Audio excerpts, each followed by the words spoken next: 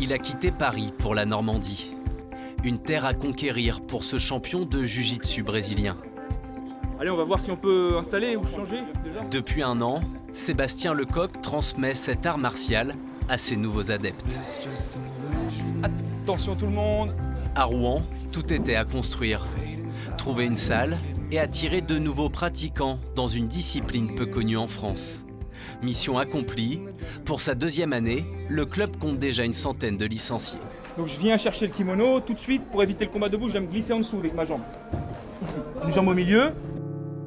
Dérivé du judo, le jiu-jitsu brésilien se caractérise comme l'art de soumettre son adversaire au sol. Je descends sur le flanc. Là j'amène, regardez. Ici, fort. Je viens chercher mon coude. Et là je vais vers le bas. C'est un sport de préhension, donc il n'y a pas de frappe. L'idée c'est d'amener son partenaire au sol.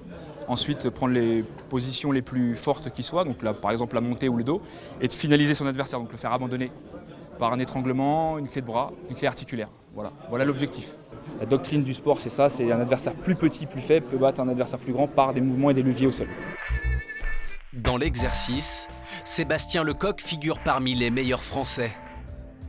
Multiple champion de France sur les tatamis, il devient en 2021 l'un des entraîneurs de l'équipe de France.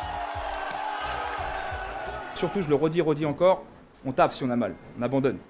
D'accord, c'est très important, on n'est pas là pour se blesser, on est là pour apprendre. On abandonne, on n'hésite pas, ok? On commence avec les lourds. Une expertise désormais au service de nos combattants normands. Katia et Pauline ont pratiqué ici les sports de combat pour la première fois et à chaque séance, elles en mesurent les bénéfices. Je trouve qu'on progresse assez vite et du coup ça fait plaisir de voir un petit peu les efforts payés, donc ça c'est chouette. C'est vrai que ça fait plaisir de se sentir un peu en confiance après les combats qu'on fait ici. D'autres combattants plus aguerris ont trouvé dans le jiu-jitsu brésilien une manière de compléter leur palette technique. Robin est un ancien lutteur de haut niveau, aujourd'hui converti à cette discipline essentiellement tactique. C'est quelque chose de différent, de nouveau. Si on devait faire un parallèle, c'est beaucoup plus technique et moins exigeant physiquement. C'est beaucoup plus il y a beaucoup de gens qui appellent ça les échecs humains, entre guillemets, parce qu'il faut placer un poignet là pour prévoir que dans 4 mouvements, je pourrais le déplacer à l'opposé pour aller chercher le dos, pour ensuite pouvoir étrangler, ainsi de suite. C'est beaucoup plus stratégique. Cléa, la judokate, a rapidement opéré sa mue.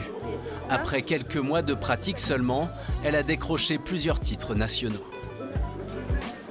Le judo, je trouve ça un peu plus rigide et oui, du coup, le fait de pouvoir aller dans les jambes, faire les clés de bras, c'est plus naturel, plus libre et du coup, je m'exprime mieux dans ce sport. Malgré sa jeune existence, le club rouennais se classe déjà parmi les clubs performants de l'Hexagone.